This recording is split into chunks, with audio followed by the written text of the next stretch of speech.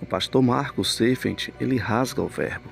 Ele diz que os pregadores não estão pregando como deveriam pregar. Presta bem atenção na mensagem, fica até o final e não esquece de se inscrever aqui no canal, tá bom? Que Deus te abençoe. E vou deixar o link da mensagem aqui na descrição, tá bom? Na verdade, o link do canal aqui na descrição. Que Deus te abençoe. Irmãos, o propósito de uma liturgia, o conteúdo de uma mensagem, os hinos que se cantam numa igreja, o louvor que se apresenta, não visam e não podem visar, não podem objetivar, entreter lobos. Tudo que se faz aqui tem que ter um propósito só: alimentar ovelhas.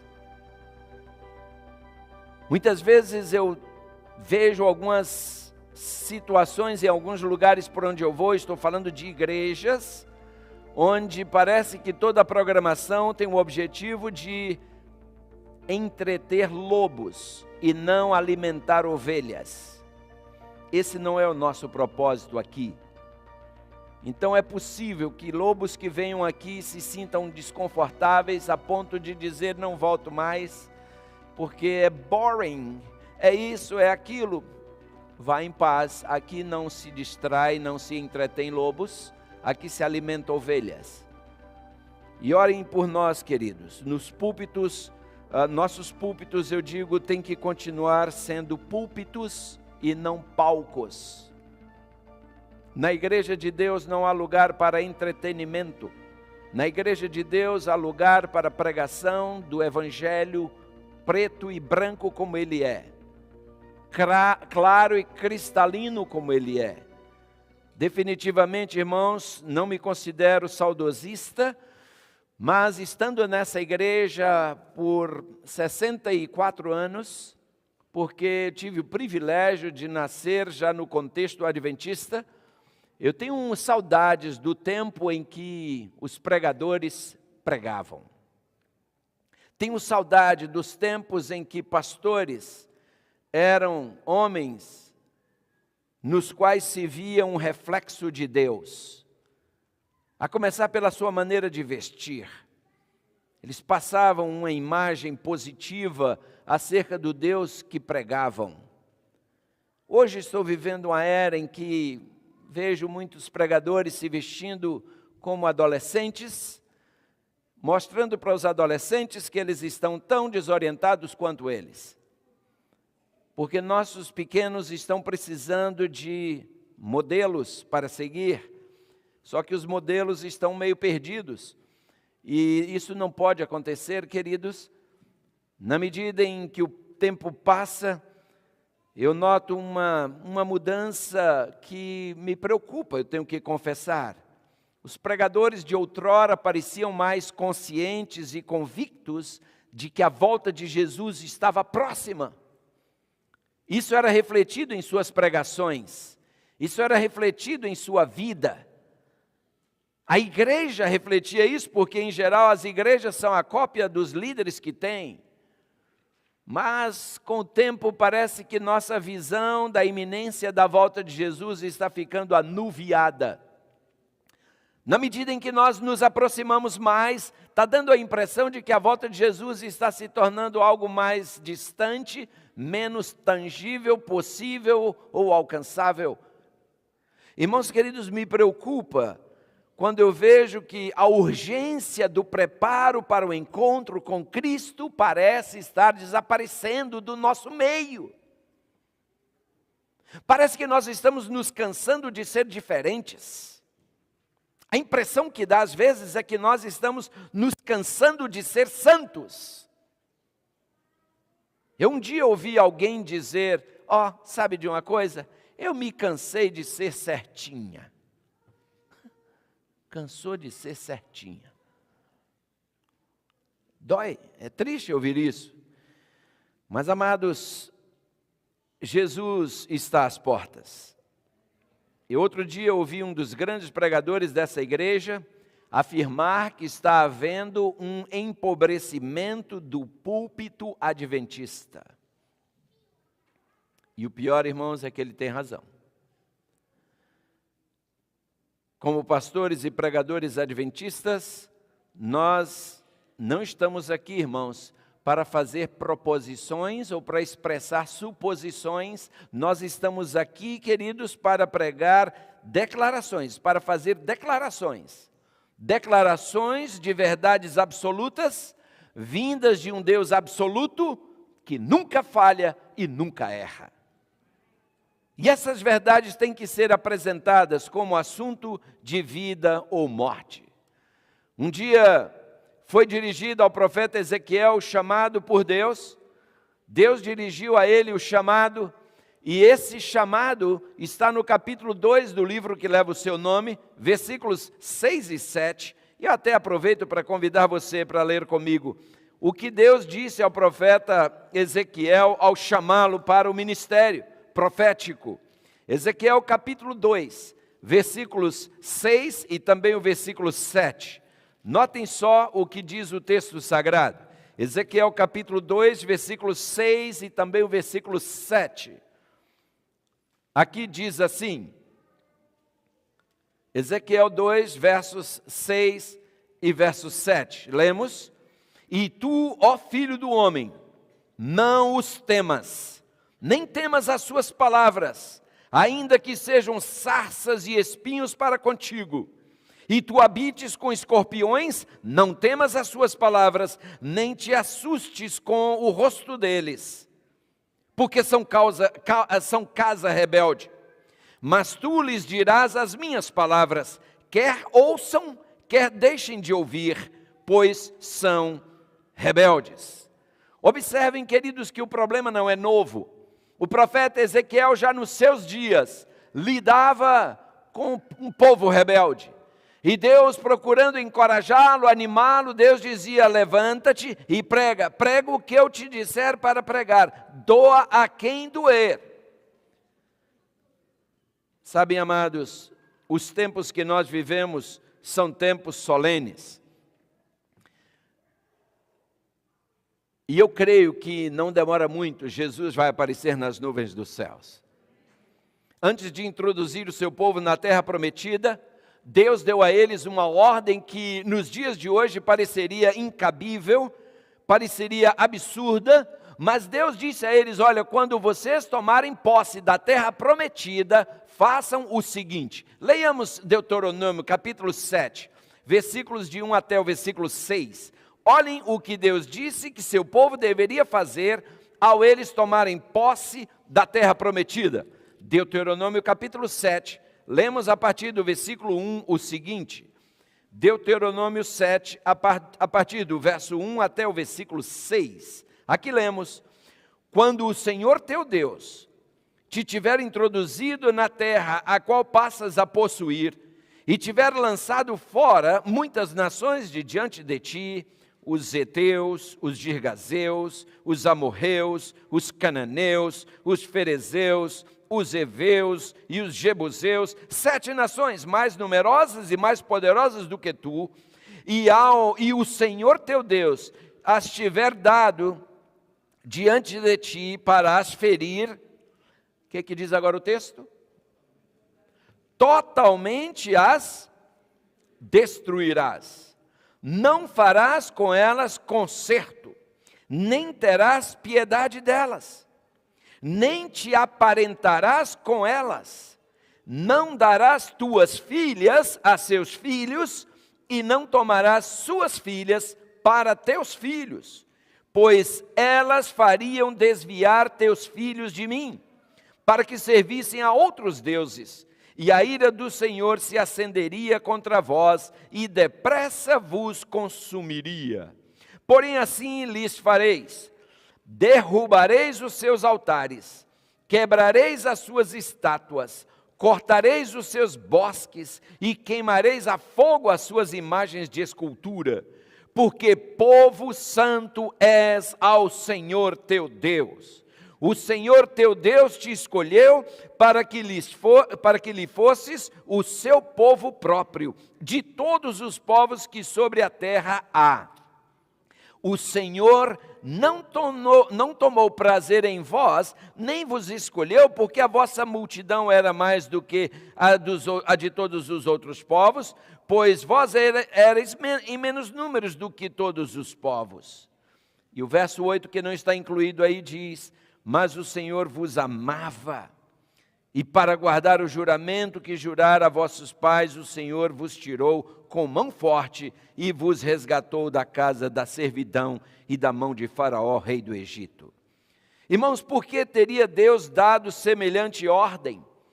Que o seu povo, ao penetrar na terra prometida, deveria destruir completamente os seus inimigos. Não deveria ter nenhuma relação com eles, não deveria estabelecer nenhum tipo de amizade ou de intimidade, não deveria dar seus filhos para se casarem com as filhas deles, nem tomar as filhas deles para casarem com seus filhos e vice-versa. Qual seria o problema, queridos? Deus não queria que o seu povo se misturasse. Eu sei, hoje chamam isso de exclusivismo. Pois fique sabendo que Deus é exclusivista, ao mesmo passo em que Ele é inclusivista. Deus é inclusivista no sentido de que a salvação que Ele oferece está ao alcance de todos. Todos são incluídos no plano da salvação. Mas para os salvos, Deus se torna exclusivista. Meus filhos, não se misturem com eles. Aqueles que não quiseram ser salvos se tornam uma ameaça para os salvos. Há um perigo, irmãos, quando nós continuamos entretendo relações com aqueles que não professam a nossa fé. Há um perigo muito grande. Quando nós começamos a contemplar como eles vivem, começamos a sentir saudades das panelas do Egito. Há um perigo muito grande, irmãos, quando nós começamos a achar que o caminho dos céus é muito estreito. Não, ele não é. Ele pode ser estreito para o ímpio, mas para o salvo, quando alguém aceita a Cristo e pela graça de Cristo, você logo percebe que o caminho é suficientemente confortável para se caminhar nele.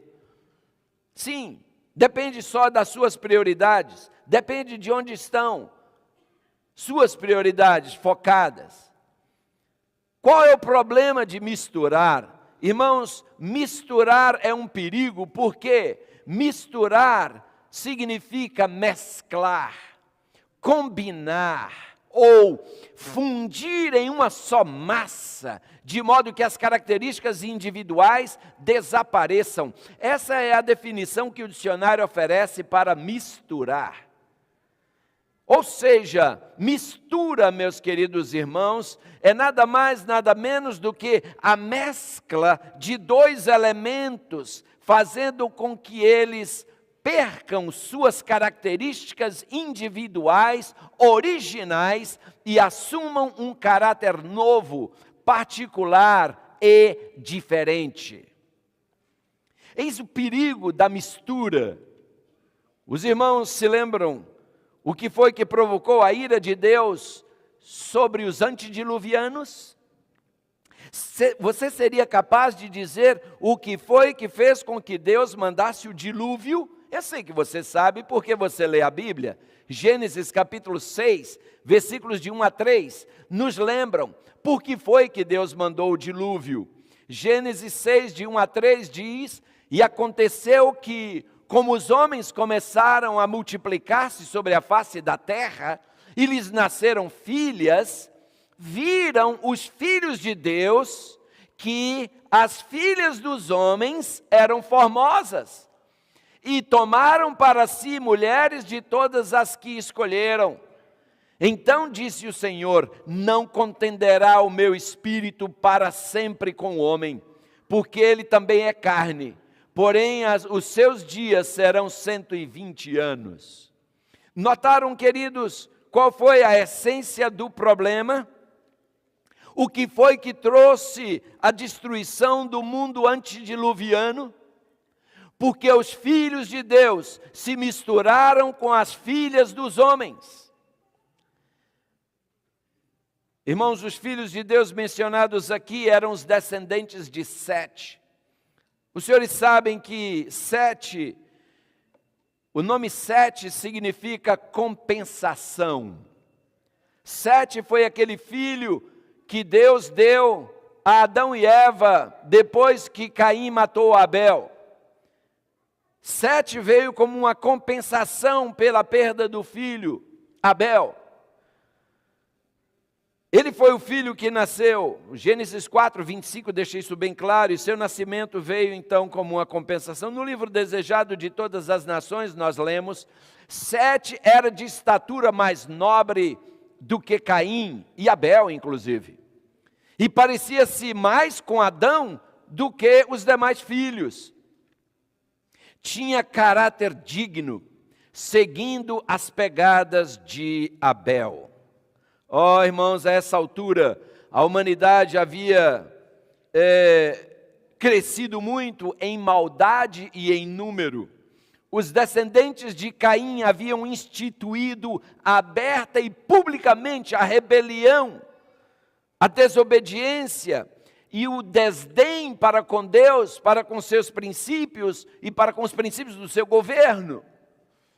Em Gênesis capítulo 4, versículo 26, nós lemos: a Sete também nasceu um filho a quem pôs o nome de Enos. Foi nesse tempo que os homens começaram a invocar o nome do Senhor. Embora, irmãos, o nome do Senhor tivesse sempre sido invocado antes, Enos estabeleceu o culto público a Jeová. E a fim de estabelecer assinalado contraste entre os descendentes de Caim e os filhos de Deus, Enos instituiu a adoração coletiva ao Senhor. Caim, recebendo a maldição de Deus, retirou-se da casa do seu pai. E em seu estado de rebelião, quando Caim saiu da casa de seu pai, ele também saiu da presença do Senhor, rejeitando a promessa do Éden restaurado. E por fim, Caim fundou inclusive uma cidade, a qual ele deu o nome de seu filho Enoque. É outro Enoque, não é o Enoque que você está pensando, Enoque, filho de Caim. E quando a gente observa atentamente o desenrolar da história, a gente vê que ao crime de assassínio, Caim abriu caminho para um desafiador e jactancioso modo de proceder, que foi imitado pelo seu filho Lameque, que é o quinto descendente. E Lameque, a despeito, apesar, além de todos os pecados que cometera, Lameque foi o primeiro a cometer o pecado da poligamia. Lameque foi o primeiro a ter uma segunda mulher. Vejam a procedência do problema. Começou com Lameque, um filho rebelde de um homem rebelde chamado Caim. Abel, por outro lado, queridos, levara vida pastoral, habitando em tendas, e os filhos de Sete seguiram o mesmo estilo de vida, considerando-se estrangeiros e peregrinos na terra, buscando uma pátria melhor, isto é, a pátria celestial, que é mencionada lá em Hebreus, capítulo 11, dos versículos 13 ao 16. Irmãos, por algum tempo essas distintas gerações permaneceram totalmente separadas. A geração de Caim e a geração de Abel, por algum tempo elas permaneceram distintas, separadas. Aos poucos, porém, a raça de Caim, espalhando-se do lugar em que a princípio havia se estabelecido, dispersou-se pelas planícies e vales onde os descendentes de Sete habitavam. E os filhos de Sete, quando viram que estava sendo introduzido no seu meio uma influência negativa dos filhos de Caim, sabe o que fizeram? Eles abandonaram os vales e se mudaram para as colinas, a fim de permanecer longe dos descendentes de Caim. Acontece, queridos, que enquanto durou essa separação, Os filhos de Sete mantiveram a sua pureza e fidelidade, mantiveram o seu culto a Deus. Mas, lamentavelmente, com o decorrer do tempo, eles começaram a descer a montanha e a instalar-se nos vales, misturando-se com os descendentes de Caim. E essa associação começou a produzir resultados terríveis. Como lemos em Gênesis capítulo 6, versículo 2, viram os filhos de Deus que as filhas dos homens eram, o quê? Formosas. Eu um dia vou voltar a esse texto, os senhores verão um dia que eu falar aqui sobre joias e adornos, eu vou voltar a esse texto, mas eu já vou antecipar algo que eu vou falar naquele então. Que impressão que você tem quando você lê esse texto? A impressão que dá, pelo menos para mim, é que as filhas de Deus não eram formosas, não é assim? É a impressão que eu tenho. Porque os filhos de Deus viram que as filhas dos homens eram formosas. Quer dizer isso que as filhas de Deus não eram formosas? Não. Parece, mas não é. Se você olhar a palavra hebraica para formosas, é a palavra toub. E toub também se traduz como prazenteiras. Toub também se traduz como amantes de delícias. Em outras palavras, os filhos de Deus viram que as filhas dos homens eram malandrinhas. Como no Frana Crioulo. É isso que eles viram, não era a beleza, a aparência delas, queridos, a sua beleza era só uma casca, elas não tinham nada por dentro. Eu me lembro no Brasil, quando eu era garoto ainda, eu me lembro que no Brasil, acho que até hoje eles ainda fazem, eles escrevem mensagens atrás dos caminhões. E uma vez eu li uma mensagem dessas numa traseira de um caminhão que dizia assim: mulher de beira de estrada é como circo, só tem armação, tem nada por dentro. Sabem, as mulheres, as filhas dos homens, os filhos de Deus foram atraídos pelas filhas dos homens.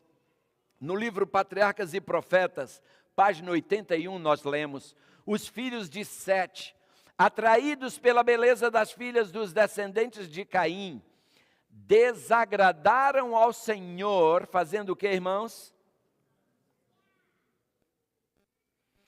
Quando um filho de Deus se casa com alguém que não pertence ao povo de Deus, esse filho de Deus está fazendo o quê?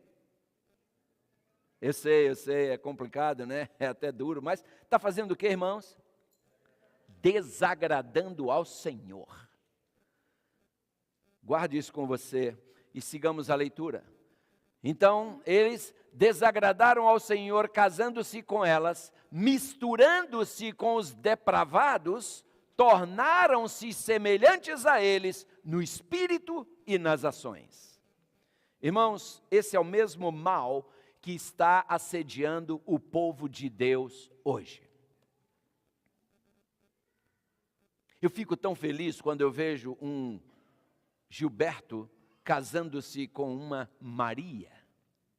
Eu fico tão feliz quando eu vejo um Eli casando-se com uma menina bonita dessa igreja. Eu fico tão feliz quando eu vejo os nossos jovens descobrindo aqui dentro a sua contraparte. Amém? Irmãos, escutem. A gente casando com a pessoa que professa a nossa fé, a gente se casando com alguém que, como nós, cresceu nessa igreja, ainda não é fácil levar a vida matrimonial. Imagina quando a gente cruza a linha e vai buscar lá fora. Depois vem as lágrimas, depois vem os problemas, depois vem as consequências. Irmãos, quanta gente está culpando o diabo por problemas que são apenas Gálatas 6:7. É a lei da semeadura e da colheita.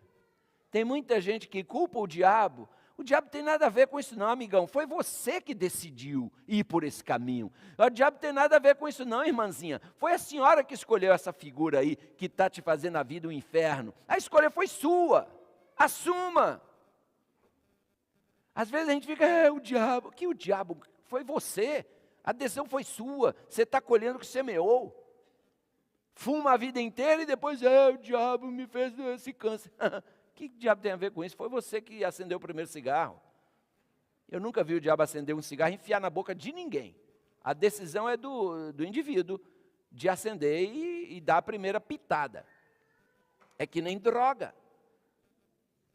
Eu, quando criança, adolescente, eu tomei um propósito comigo de nunca tocar em droga. E eu disse, Senhor, me ajuda. E nunca me envolver com sexo. Isso eu era uma criança quando eu decidi isso. E pela graça de Deus, irmãos, Deus me ajudou, porque Deus sempre ajuda. Quando a gente faz a parte da gente, clama por Ele, Ele sempre ajuda. Sabe qual é um dos grandes problemas da droga? É que quando a pessoa toma a primeira vez, a primeira dose, ela experimenta algo que ela nunca tinha experimentado antes. Acontece que aquele estado de euforia passa, e passa rápido até. Se você estava nesse nível e tomou a droga e ela te levou para esse nível, assim que o efeito dela passar, você não vai voltar para esse nível. Você volta mais baixo. Você nunca vai voltar para o nível que você estava. Você vai voltar pior. Aí o que você vai fazer? Para voltar lá para cima, a mesma dose não serve, porque você já estava aqui quando você foi jogado para ali. Agora você está aqui, então a dose tem que ser um pouco mais forte para te jogar lá em cima. Você toma uma dose mais forte e você vai lá. Só que o prazer que você sentiu da primeira, você não sente mais na segunda. Só que você diz, não, eu quero aquilo que eu senti. Uma dosinha um pouquinho mais forte. Não chegou. Não, mas eu quero aquilo, uma dosinha um pouco mais forte. E aí você morre de overdose. Overdose. Você está tentando chegar naquele lugar que você tinha e você nunca mais vai conseguir. O diabo é cruel, queridos. Por isso, o grande segredo é não tomar a primeira dose. Mas se já tomou, clame a Deus por misericórdia, que Ele te ajuda a se libertar. Droga é uma droga, irmãos. Mas o pecado de se misturar, irmãos, parece haver entre os filhos de Deus um irresistível desejo de fundir-se, misturar-se, mesclar-se com o mundo. Às vezes isso se manifesta na maneira como nós nos vestimos, irmãos. Irmãos amados, quando nós nos tornamos cristãos, Paulo diz que nós damos uma meia volta. Isso chama-se conversão. Nós antes andávamos em direção ao mundo, nos convertemos. Converter é isso aqui, virar radicalmente as costas para a direção na qual você ia e voltar para a direção de onde você veio. Isso é conversão. Isso quer dizer que, quando eu andava nessa direção, eu me vestia de uma maneira, eu me divertia de uma maneira, eu comia de uma maneira, eu bebia de uma maneira, mas quando eu fiz isso, tudo muda. Eu preciso pegar o meu guarda-roupa de quando eu andava naquela direção e talvez jogá-lo todo fora e começar de novo, vestindo-me de forma apropriada, de forma decente. Sua vestimenta fala muito mais do seu caráter do que você imagina. Sua aparência exterior, ela projeta uma imagem a seu respeito que você não tem ideia. Os estudiosos, cientistas do comportamento humano dizem que quando uma pessoa nos vê pela primeira vez, tão somente baseado na nossa vestimenta, na nossa apresentação pessoal, eles fazem 10 julgamentos a nosso respeito. 10. Por isso as empresas sérias se preocupam muito em estabelecer um dress code para seus funcionários. Por isso que médico se veste como médico, porque médico tem que passar confiança. Você tem que olhar para um médico e sentir confiança, já na sua aparência pessoal. Por isso que piloto se veste como piloto, porque a vestimenta dele, sua presença, tem que passar confiança. Por isso que advogado se veste como advogado, juiz se veste como juiz. Por isso pastor tem que se vestir como pastor. E cada profissional que se preza, se apresenta da maneira como ele quer ser visto, ou seja, se quer ser respeitado, apresente-se de maneira respeitosa.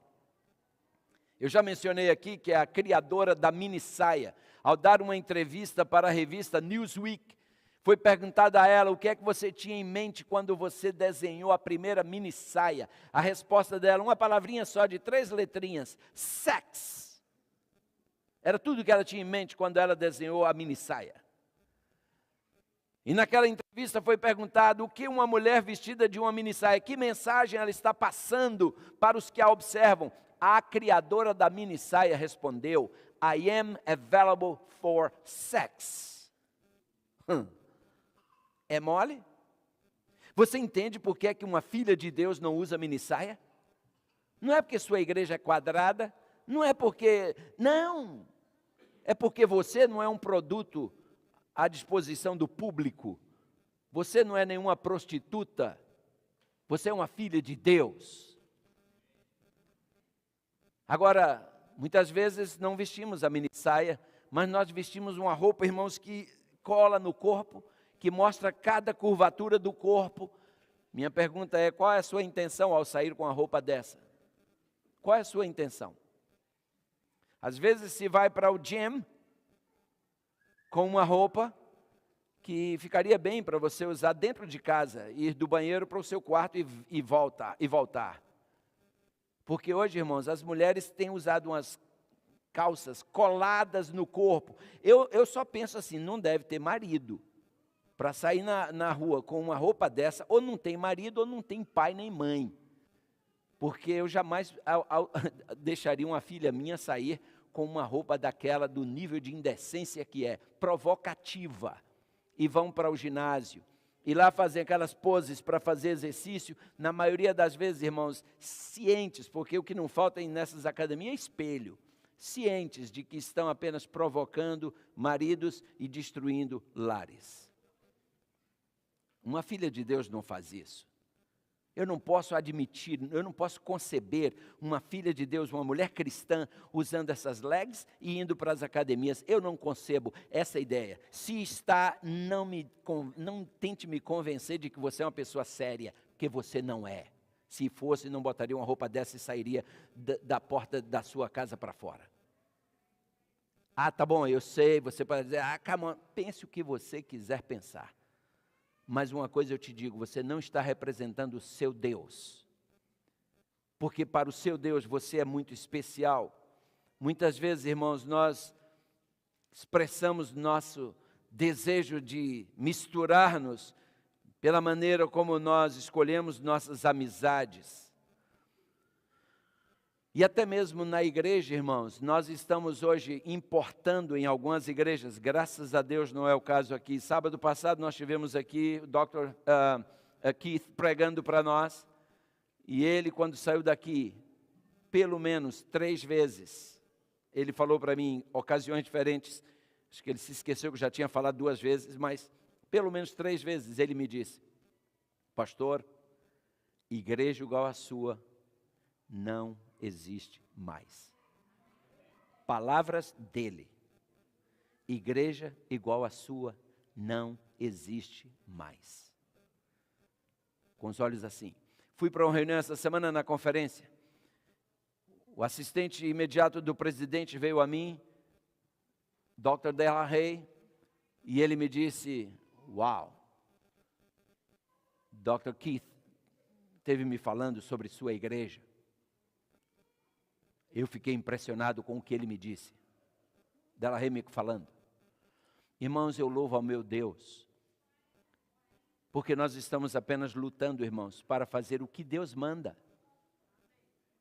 Nós estamos chamando a atenção? Não deveríamos, porque todo mundo deveria ser assim.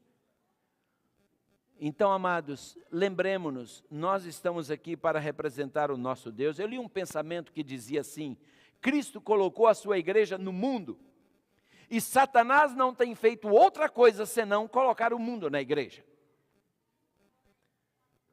Queridos, isso é muito forte.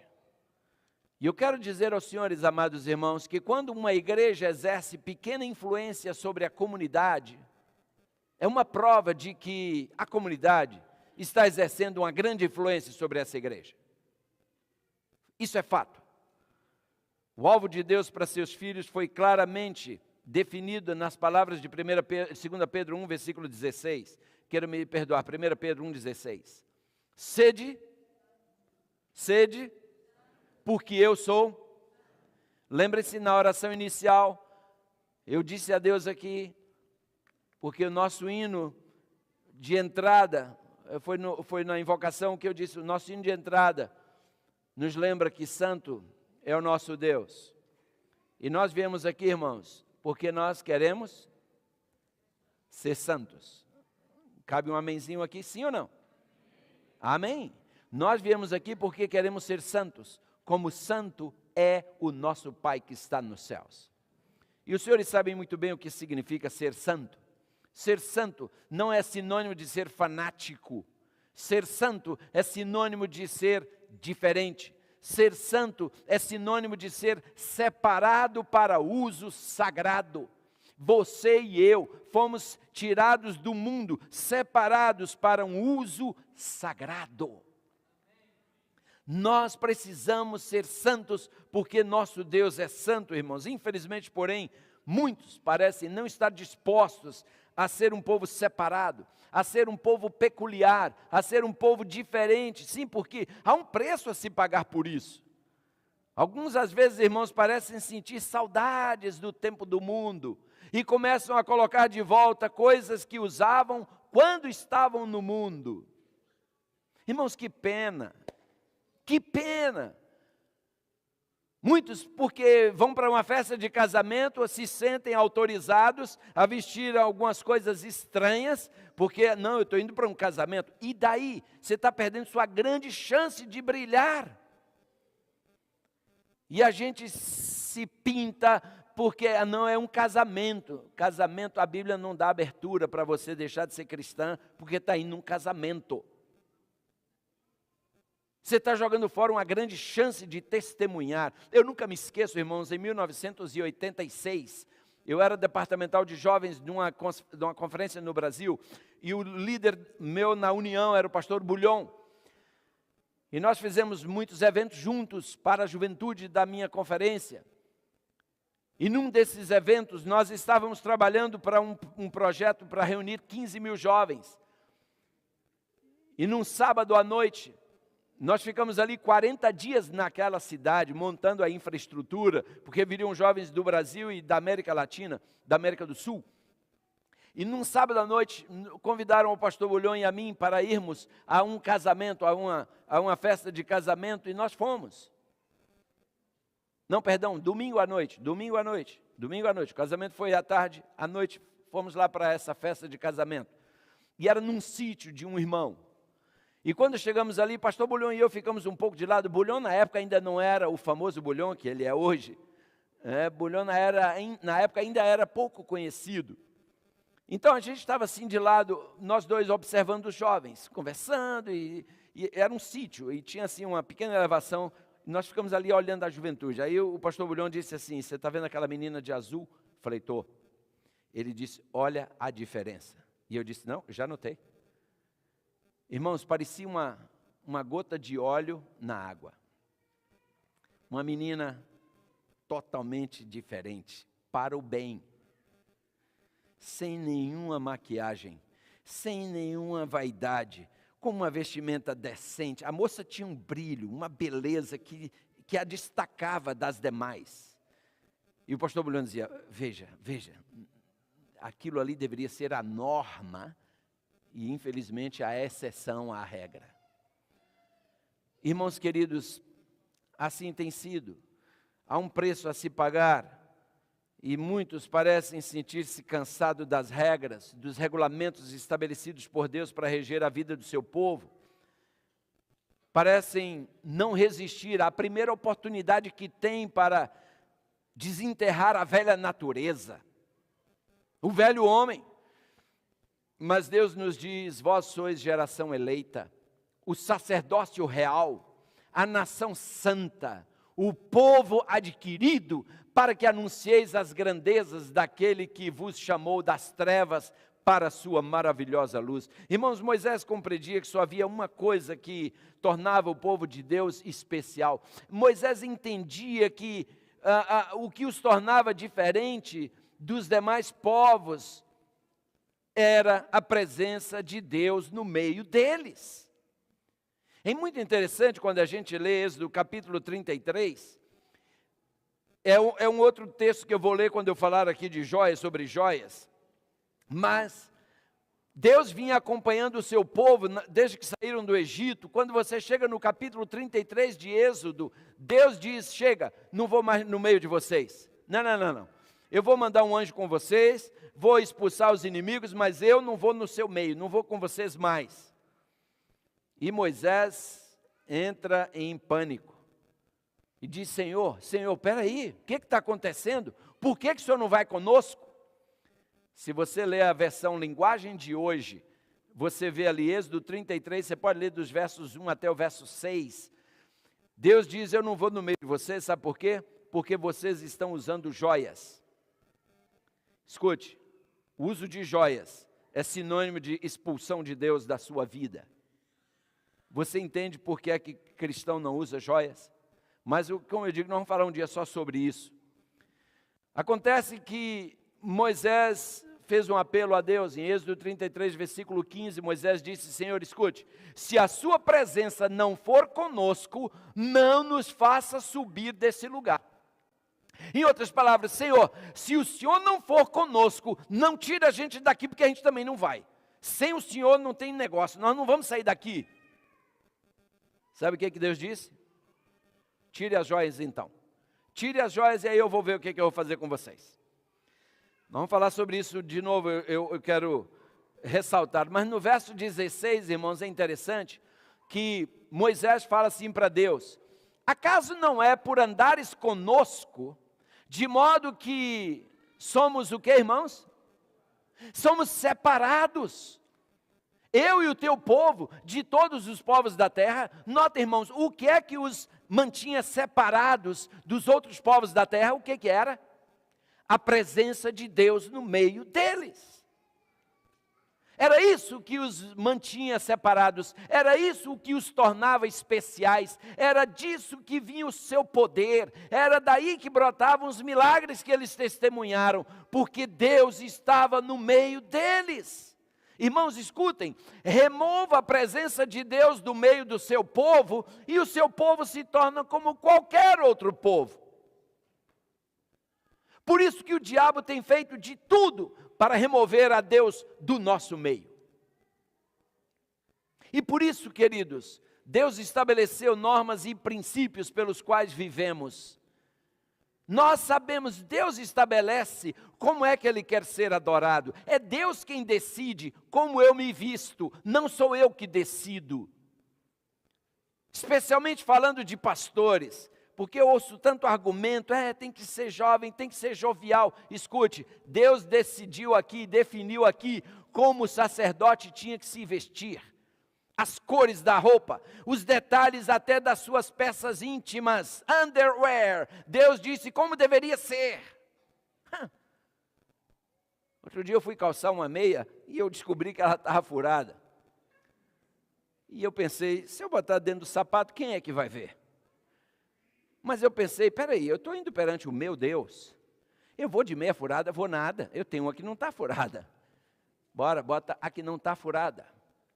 São detalhes, queridos, que é entre eu e Deus. Não precisa alguém vir me dizer, sabe, você sabe, quando você se veste, você se para diante de um espelho, eu tenho certeza.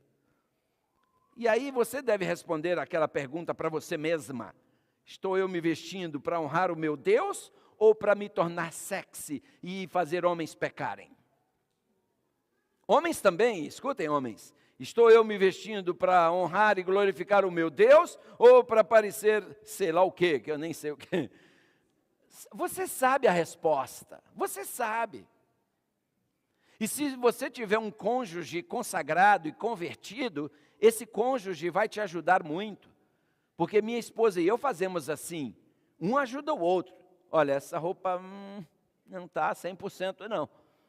Um ajuda o outro. E assim deve ser, queridos. Seremos diferentes e especiais, irmãos, somente na medida, na proporção em que a presença de Cristo se fizer evidente entre nós. Foi por isso que Deus, em Deuteronômio, alertou Israel a evitar qualquer mistura com o mundo, porque isso os levaria a sair da presença dele. Isso o tiraria do meio deles. Foram ordenanças, irmãos, claras. E eles foram ordenados, orientados a tratar sem misericórdia, com o espírito ímpio e pagão dos seus dias. Deuteronômio 7, versículos 2 a 4. Ao ferir as nações, totalmente as destruirás, não farás com elas conserto, nem terás piedade delas, nem te aparentarás com elas, porque elas os fariam desviar de mim. Paulo é muito claro em dizer que as más companhias corrompem os bons costumes. Meus queridos, Josué preveniu também os filhos de Deus. Você conhece Josué 23, versículo 13.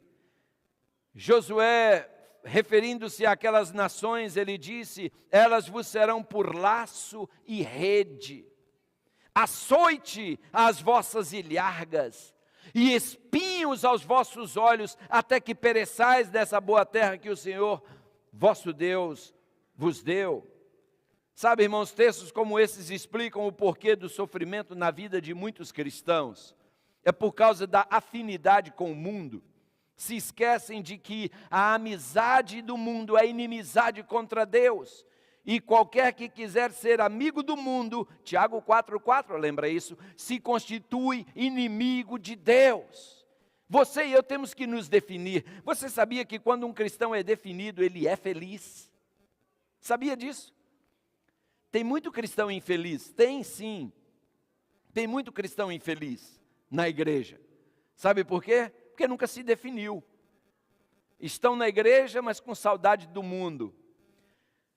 Passam o sábado doido que acabe. Finalmente acabou o sábado. Aleluia. Isso é um cristão infeliz. Vem à igreja sábado, unicamente, para não ficar mal. O que vão pensar de mim? O pastor vai ler meu nome lá da frente. É melhor eu ir, já tem 2 sábados que ele lê meu nome. Deixa eu ir lá para o pessoal não pensar mal de mim. Então, vem por... Sabe? Agora, quem ama a Deus, um cristão definido, ele é como o salmista. O salmista no Salmo 122, versículo 1, fala o quê? Quem lembra? Alegrei-me quando me disseram, vamos aonde? Vamos à casa do Senhor. Irmãos, o salmista era eu imagino, deveria ser um dos primeiros a chegar no santuário, no templo. Quando a gente ama alguém, a gente tem prazer de estar na presença desse alguém. Eu, pelo menos, quando eu namorava, brother, eu queria chegar antes da hora marcada e ficar até depois da hora possível, porque tinha horário. Os pais da minha namorada tinham horário. Namorar de tal hora até hora, e aqui, às vistas. Quando a gente ama, a hora voa. Quando a gente não ama, a gente fica assim, que hora que esse sermão vai acabar? Meu. Tudo é uma questão de amor, de coração. Amados, quando a gente vai para o Novo Testamento, a gente vê que Deus dá uma ordem ali, não menos contundente, ao condenar o pecado de se misturar. Sim, interessante que aqui a gente vê que o mesmo Deus que falou por Moisés lá no Velho Testamento, no Novo Testamento fala por meio de Paulo. E eu já estou encerrando, mas quero ler com você 2 Coríntios 6, versículos 14 a 18. 2 Coríntios 6, versículos 14 a 18. Vejam só o que Deus nos fala através do apóstolo Paulo. 2 Coríntios capítulo 6, a partir do versículo 14. Olhem só o que Paulo nos fala aqui, inspirado por Deus. Leia comigo, por gentileza. Na minha Bíblia eu já sublinhei isso tantas vezes que está quase até difícil de ler. 2 Coríntios, capítulo 6, versículos 14 até o versículo 18. Aqui diz: não vos prendais a um jugo desigual com os infiéis. Porque que sociedade tem a justiça com a injustiça? E que comunhão tem a luz com as trevas? E que concórdia existe entre Cristo e Belial? Ou que parte tem o fiel com o infiel? E que consenso tem o templo de Deus com os ímpios? Porque vós sois o templo do Deus vivente, como Deus disse: neles habitarei, e entre eles andarei, e eu serei o seu Deus, e eles serão o meu povo. Pelo que saí do meio deles, e apartai-vos, diz o Senhor, e não toqueis nada imundo, e eu vos receberei.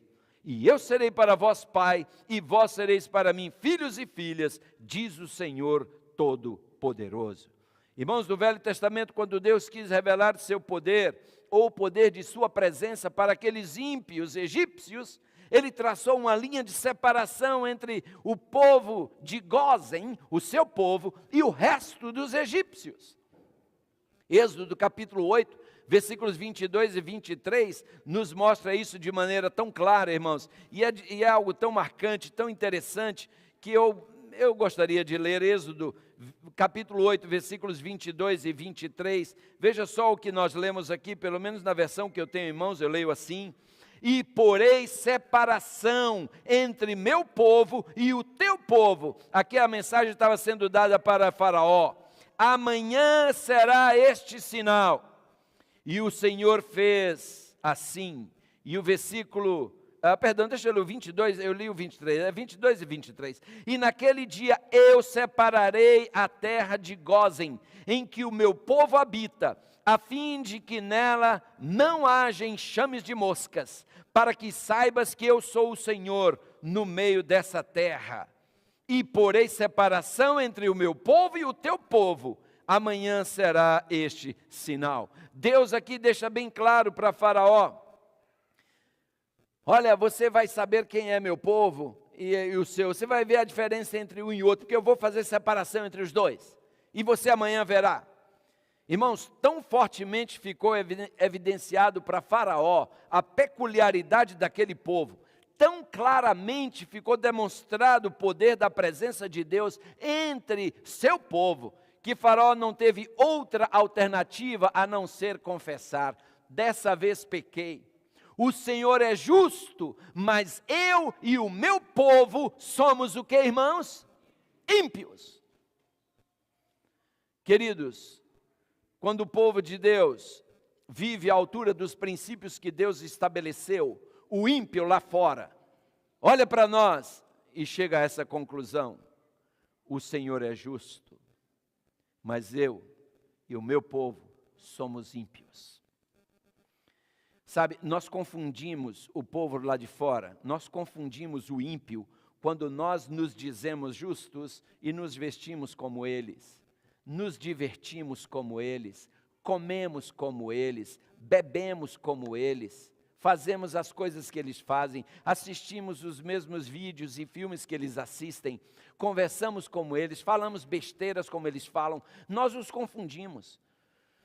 Mas quando a gente mantém nossa postura, nossa conduta, queridos, eles chegam a essa conclusão: uau, eu sou injusto, eu preciso de um Deus, eu preciso dessa vida, eu preciso desse exemplo.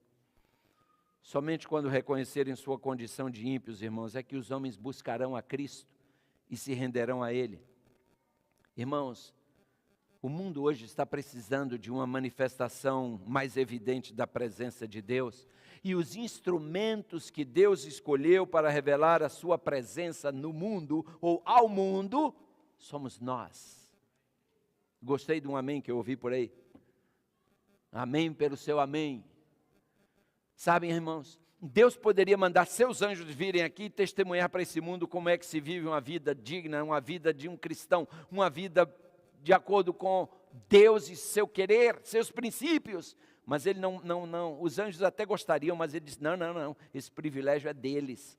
E Ellen G. White diz que nós passaremos a eternidade, os anjos querendo que nós contemos para eles como foi isso, de um dia ter sido perdido e ter sido alcançado, ter sido salvo. Como foi isso? Porque eles nunca tiveram essa experiência, eles vão querer ouvir de você e de mim. Como foi levar outros a Cristo? Alguém que estava nas garras de Satanás e você foi instrumental para tirá-lo. Como foi isso? Os anjos estarão querendo que nós contemos para eles as maravilhas, irmãos, da conversão e da vida transformada. Mas a pergunta é: estamos nós vivendo esse estilo de vida? Somos nós o sal da terra? Somos nós a luz do mundo? Queridos, que como Paulo nós possamos também dizer, lá em Gálatas 2:20, Paulo diz: e agora eu já estou crucificado com Cristo, e não vivo, mas Cristo vive em mim. Irmãos, eu preciso dessa experiência a cada dia. A igreja nos tempos de Acabe cometeu o grande erro de se misturar e como consequência houve uma apostasia nacional. Porém Deus suscitou um profeta chamado Elias, e Elias se colocou diante daquele povo e conclamou o povo a uma tomada de decisão. Você lê isso lá em 1 Reis, capítulo 18, a partir do versículo, no versículo 21 especificamente, Elias se põe diante daquele povo e ele faz uma pergunta. Ele diz para aquele povo: até quando cocheareis entre dois pensamentos? Se o Senhor é Deus, por favor, siga-o. Agora, se Baal é Deus, faça um favor ao povo de Deus, faça um favor à igreja de Deus, siga Baal. Mas não fica aqui atrapalhando. E qual foi o resultado, irmãos? Se nós lermos o texto, nós veremos que o povo se calou, ninguém disse nada. Sabe por quê? Aquele povo era covarde. Aquele povo estava em cima do muro. Jesus falou bem claro em Mateus 6:24 que ninguém pode servir a dois senhores. Se você não estiver servindo a Deus 100%, você já está servindo ao diabo 100%. Tenha certeza disso. Por isso Paulo nos admoestou, e como lemos em 2 Coríntios 6, no versículo 17, saí do meio deles. Irmãos, eu quero fazer um convite. Eu quero fazer um convite a você que admite que, lamentavelmente, você não tem vivido à altura do que Deus espera de você. Você que quer dar graças a Deus: Senhor, obrigado porque o Senhor me trouxe aqui hoje. Eu nem estava planejando vir a essa igreja, mas alguém me convidou na última hora e eu vim. Sabe por quê? No calendário de Deus, desde a eternidade, esse encontro com você estava marcado. Você não sabia. Eu não sabia. E eu quero fazer uma oração, não apenas por você, eu quero fazer uma oração por mim também. Porque eu tenho muito o que melhorar, eu tenho muito o que consertar, eu tenho muito o que ajustar. E eu preciso de suas orações, eu preciso do poder de Deus. E por isso eu quero orar com você e por você, e pedir a você que ore por mim também. Essa foi mais uma mensagem com o pastor Marcos Seifert. Não esquece de se inscrever aqui no canal, deixar o teu gostei no vídeo, comenta e também compartilha. Que Deus te abençoe.